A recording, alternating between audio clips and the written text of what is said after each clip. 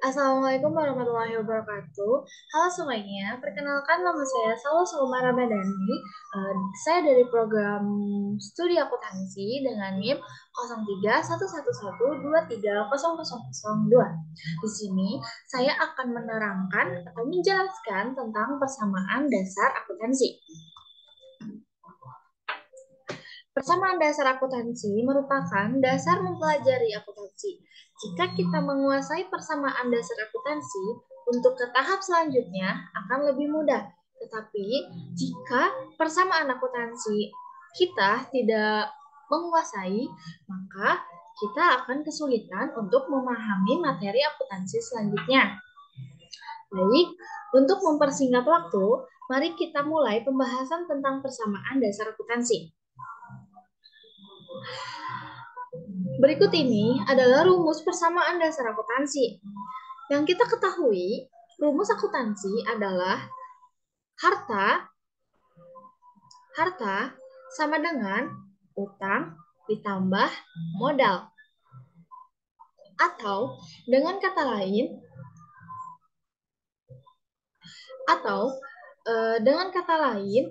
harta ini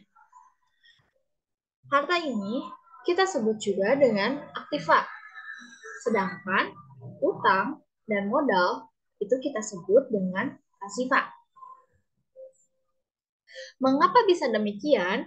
Mari kita simak slide selanjutnya. Aktiva.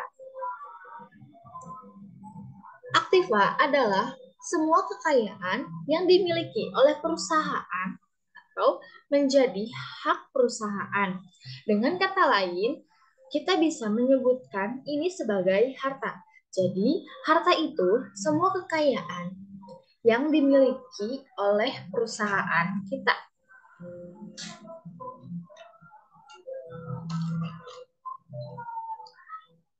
Pasiva itu menjelaskan asal-usul kekayaan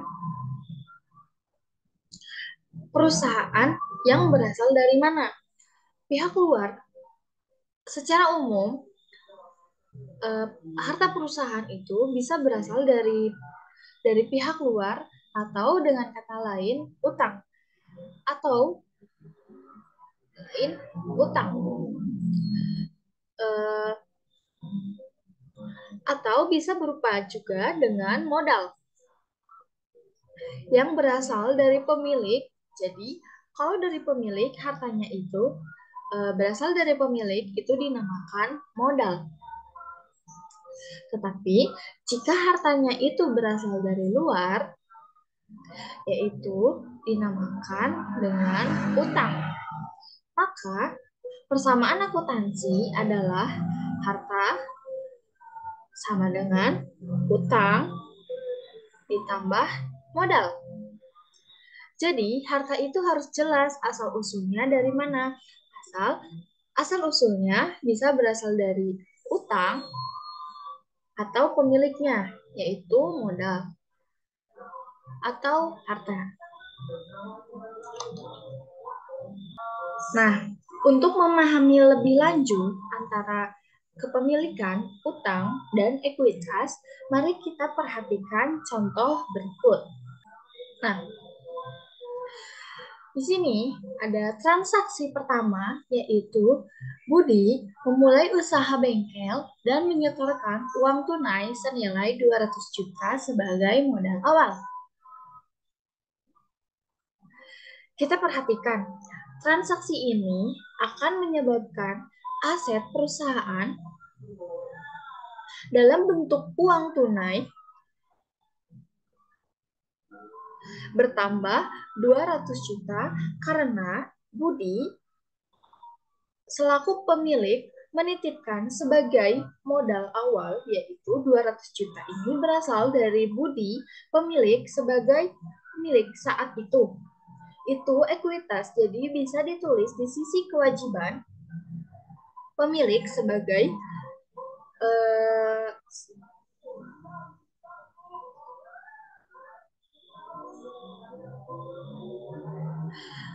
di sisi harta atau di sisi aktiva yaitu akan memunculkan kas bertambah 200 juta. Sedangkan di posisi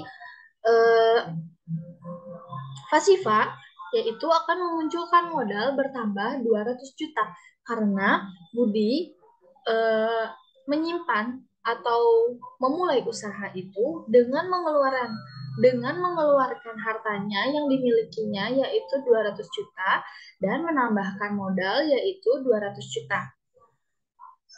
Transaksi kedua yaitu Budi membeli peralatan bengkel senilai 40 juta. Sudah dibayar 20 juta, sisanya dibayar kemudian. Nah, di sini Budi membeli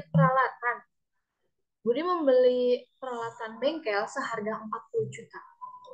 Jadi, hartanya Budi bertambah karena Budi menghasilkan peralatan untuk bengkelnya, untuk usaha bengkelnya sebesar 40 juta.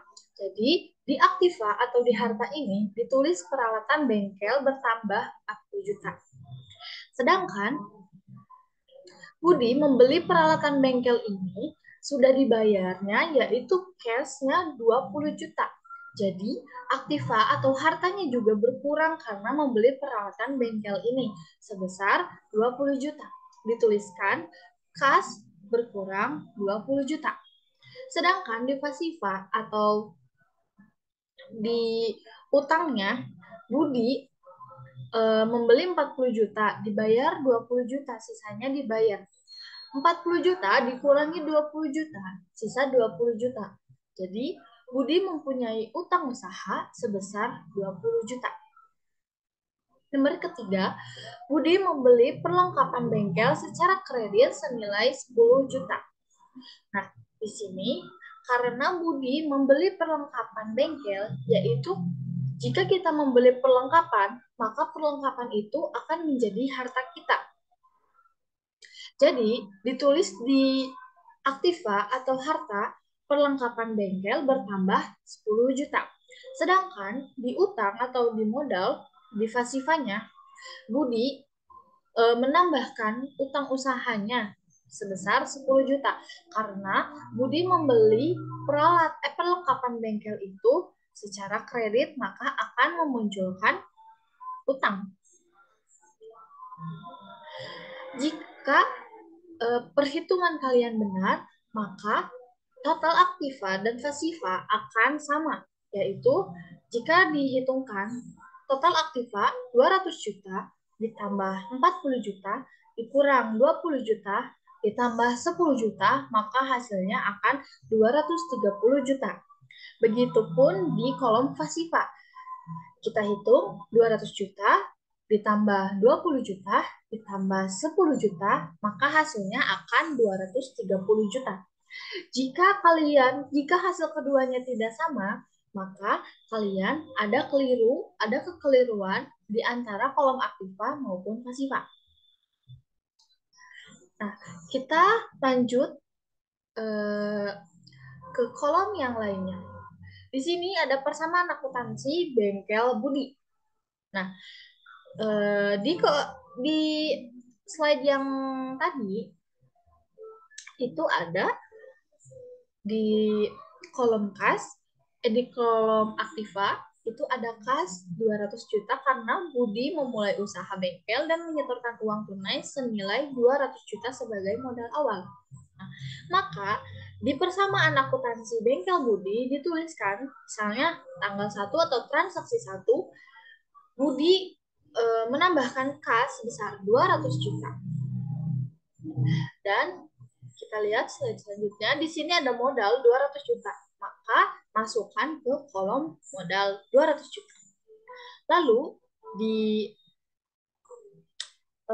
transaksi kedua, yaitu Budi membeli peralatan bengkel senilai 40 juta. Sudah dibayar 20 juta, sisanya dibayar kemudian.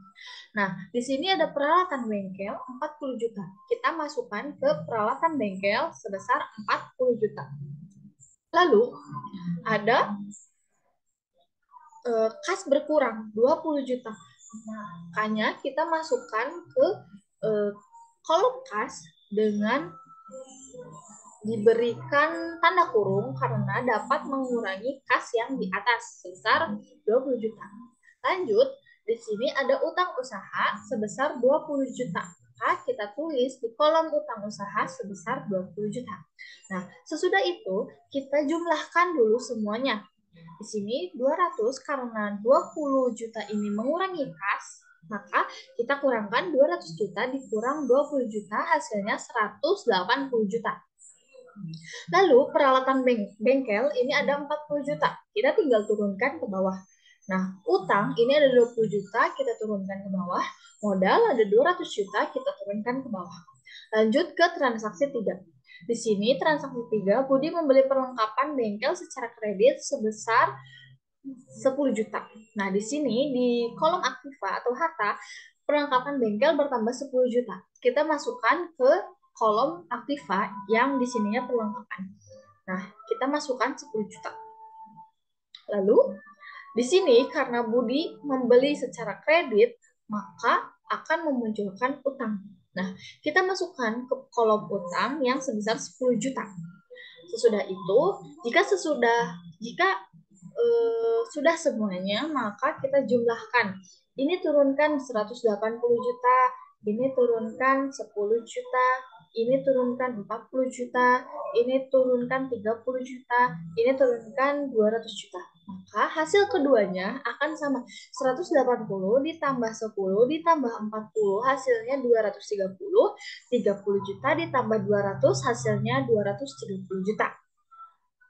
Jadi, jika kalian memperhitungkannya dengan benar, maka hasil aktiva dan hasil pasifanya akan balance.